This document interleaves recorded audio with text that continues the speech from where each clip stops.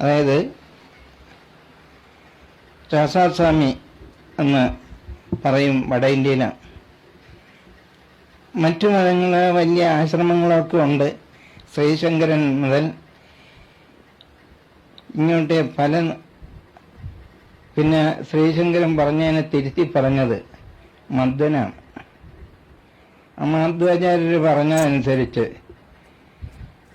അത് ഇന്നലെ എനിക്കൊരു ഖേദം ഇവിടെ പറയേണ്ടി വന്നു.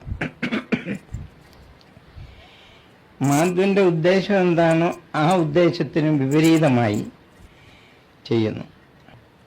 അതുപോലെ ശ്രീശങ്കരന്റെ ഉദ്ദേശം എന്താണോ അത് മനസ്സിലാകാതെ ചെയ്യുന്നു.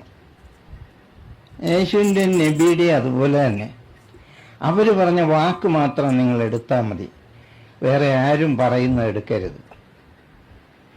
അവർ പറഞ്ഞ വാക്ക് അത് ജീവന്റെ ഗതികേട് എത്രത്തോളം എത്തി നിൽക്കുന്നു അപ്പോഴാണ് അവർ നമ്മളോട് പറയുകയാണ്, ദൈവമേ നീ എന്നെ, പിതാവേ നീ എന്നെ കൈവിടിഞ്ഞോ എന്ന് ചോദിക്കുന്ന ഒരു ചോദ്യമുണ്ട്. എന്താണെങ്കിലും ആരും അത് നിഷേധിക്കുമെന്ന് എനിക്ക് പറയാൻ കഴിയില്ല. എന്താണ് അദ്ദേഹം അങ്ങനെ പറയേണ്ടി വന്നത്? അത് ഇന്നോളം അത് തിരുത്തി പറയാൻ കഴിഞ്ഞിട്ടില്ല. പിന്നെ അദ്ദേഹത്തിൻ്റെ ത്യാഗം വലുതായിരുന്നു. വലുതിനൊരു ഗുണവുമുണ്ട്. എന്താണ്? ഭൗതികമായിട്ട് കുറേ ഗുണം വരും, ആത്മീയമായിട്ട് അല്ല ആ ഗുണം നിൽക്കുന്നത്. പിന്നെ പറഞ്ഞത് ഇപ്പം അരവിന്ദ ഘോഷ് അല്ലെങ്കിൽ അതുപോലെ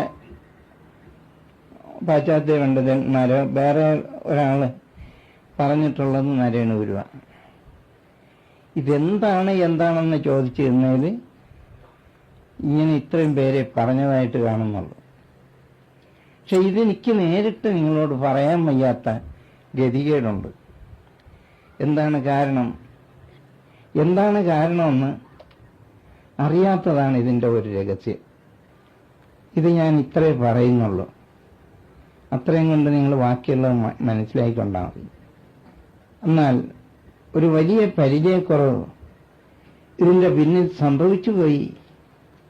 ഇനി നിങ്ങൾ ഇത് എടുത്തുവെച്ച് പോകല്ലേ. ജനങ്ങളിൽ ആപത്ത് വലിച്ചു വയ്ക്കുന്ന ഒരു വലിയ വിഷയമാണ്